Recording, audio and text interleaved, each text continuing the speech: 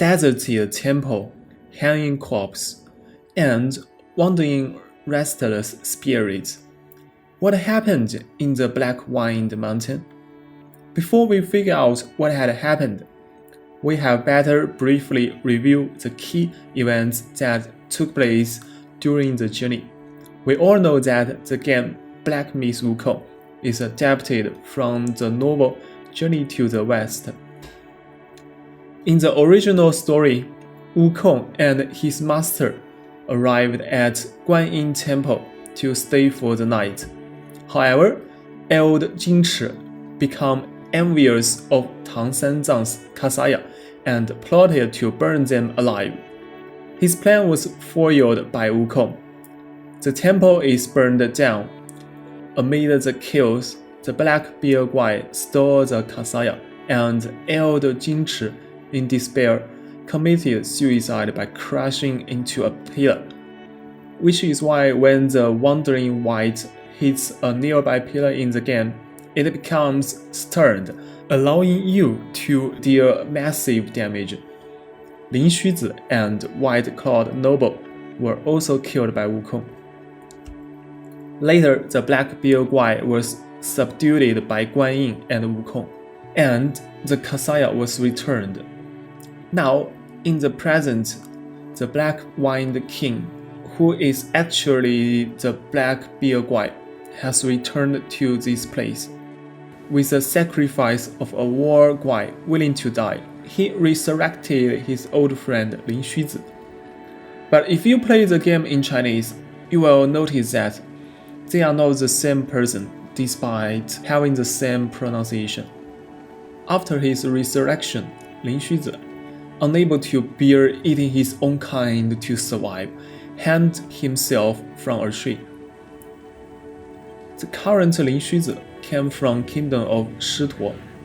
The original wolf guais here were drove away, guarded the old Lin Xuzi's corpse day by day. The Black Bear Guai want to bring back to life the old Jinchi, but the soul of the monk did not return to the staged corpse. Instead, it fused with the gold, silver, and copper coins the monk had buried in life, forming a maddened doll. To better understand the essence of this story, we need to consider the historical context of the time. During the Ming Dynasty, the first emperor, Zhu Yuanzhang, had once been a monk because he couldn't afford to eat. During a famine, he survived by sweeping floor, cooking, and washing clothes in the temple, all while enduring scoldings from the old monks. Meanwhile, the senior monks lived in luxury. After becoming emperor, he imposed stricter restrictions on monks. As they were exempted from taxes and labor, monks even had their own armed force, which could potentially threaten the emperor's rule. I am not sure if your country has similar issues with religious interference in state governance. As a result, he banned the monks from marrying, having children, and eating meat, and aspiring monks had to pass stricter exams. However, over time, the requirements for the exams were gradually relaxed, and eventually paying a sufficient amount of money would suffice. In the game science reasonable adaptation, the young elder Jinchi wanted to catch toads to earn money, and happened to meet the Black Bear Guai. Well, now the corpse here. Perhaps the Black Bear Guai also wanted to join Buddha's mercy, so he helped Jinchi gather enough money. They helped each other. Jinchi became a high monk, and the Black Bear Guai joined in Buddha's mercy. In the original work, Guanyin noticed how well the Black Bear Guai managed his cave and took a pity on him, bringing him under her wing.